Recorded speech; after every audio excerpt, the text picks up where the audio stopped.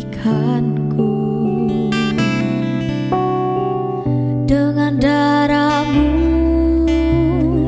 kau selamatkanku. Kini ku hidup menyenangkanmu. Terlalu besar kasihmu Bapa, pengorbanan yang kau berikan bagiku.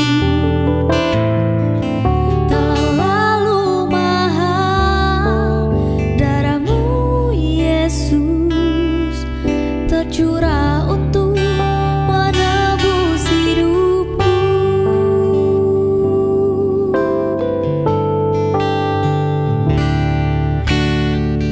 Telah kulihat bukti kasih-Mu, kau menderita gantikanku. Dengan darah-Mu kau selamatkanku. Kini ku hidup menyenangkanmu. Terlalu besar kasih-Mu Bapa, pengorbanan yang kau berikan bagiku. Terlalu mahal darahmu Yesus tercurah untuk menebus hidupku. Hidup yang kau berikan bagiku,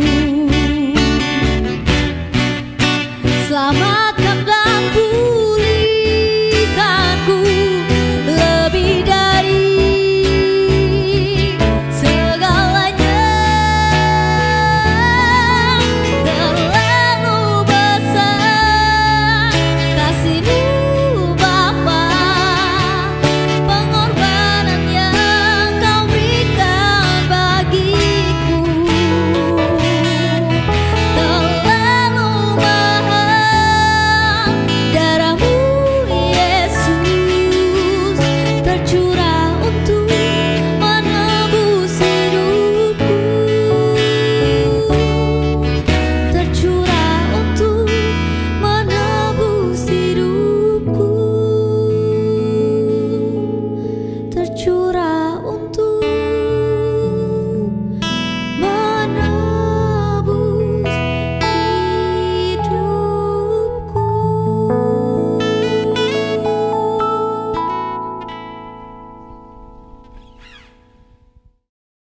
Shalom, apa kabar kita semua? Tetap sehat, tetap semangat.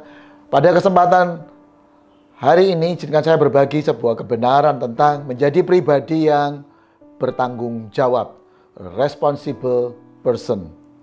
Roma 14 ayat 12 berkata demikian.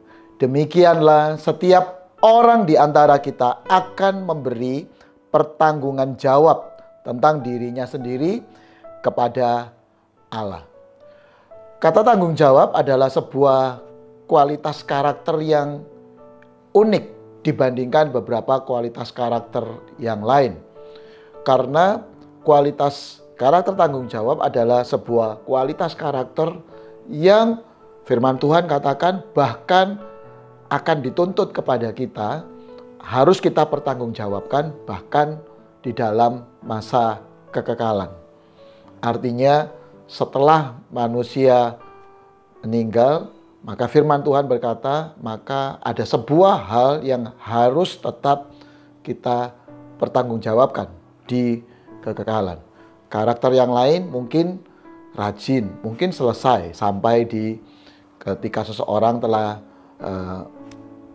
mengakhiri hidupnya, maka kualitas tersebut selesai sampai di sana. Tetapi kualitas ini adalah sebuah kualitas yang unik, yang terus dituntut dari kita sekali lagi bahkan sampai masa kekekalan. Nah, apa itu tanggung jawab? Tanggung jawab bicara tentang what is expected of me. Apa yang diharapkan dari kita.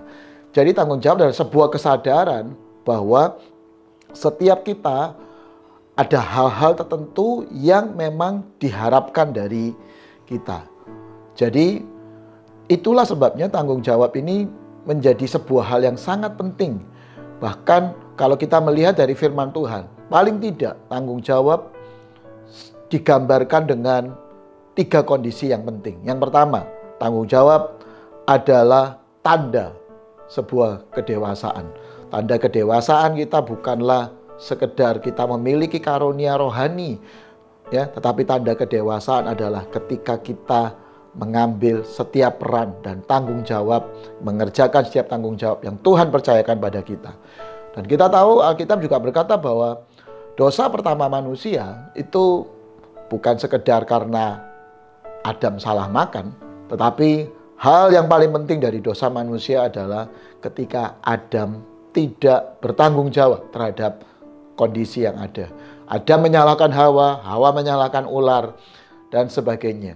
Sehingga ada yang kemudian mengatakan bahwa dosa pertama manusia sebenarnya adalah ketidakbertanggungjawaban terhadap kesalahan yang ada. Dan sekali lagi Alkitab menyebutkan bahwa tanggung jawab adalah sebuah karakter yang bahkan dituntut hingga kekekalan. Jadi mengingat kondisi demikian, mari kita berkaca, mari kita mengevaluasi diri kita. Apakah kita sekarang dikenal menjadi satu pribadi yang bertanggung jawab? Apa salah satu ciri menjadi pribadi yang bertanggung jawab adalah mereka yang mengetahui apa yang diharapkan dari dirinya. Tentunya yang diharapkan dari dirinya akan selalu terkait dengan peran-peran yang mereka miliki. Kalau Anda sebagai seorang anak, ada tanggung jawab yang harus kita lakukan. Kalau kita menjadi seorang pelajar, ada tanggung jawab yang harus kita lakukan. Kalau kita menjadi seorang pekerja, jelas ada tanggung jawab yang harus kita lakukan. Ketika kita menjadi anggota masyarakat, anggota suatu bangsa, ada tanggung jawab yang dituntut dari kita. Ketika kita menjadi seorang suami, ada tanggung jawab yang dituntut. Menjadi seorang istri, ada tanggung jawab yang dituntut dari kita. Bahkan ketika kita menjadi seorang yang melayani Tuhan, sebuah pelayanan pun harus dikerjakan dengan sebuah sikap tanggung jawab, yaitu mengetahui dan mengerjakan apa yang diharapkan. Tentu yang dimaksud yang diharapkan di sini adalah sesuatu yang dikerjakan dengan kualitas terbaik, upaya terbaik, dan kualitas terbaik.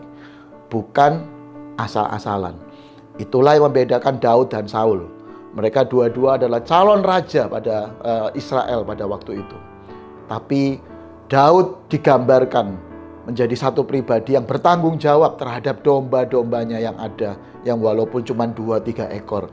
Dia dianggap sebagai seorang penggembala yang luar biasa, bertanggung jawab, menjaga, memelihara, bahkan mengejar hewan-hewan buas yang berusaha menangkap gembala yang menjadi tanggung jawabnya dia. Berbeda dengan Saul.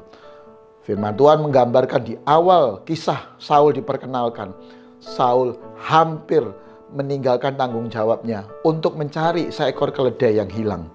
Seekor keledai milik ayahnya yang dia minta, yang ayahnya memintanya untuk mencarinya. Dia melakukan usaha mencari, tapi baru setengah jalan dia hampir memutuskan untuk meninggalkan dan tidak menyelesaikan tanggung jawab yang ada.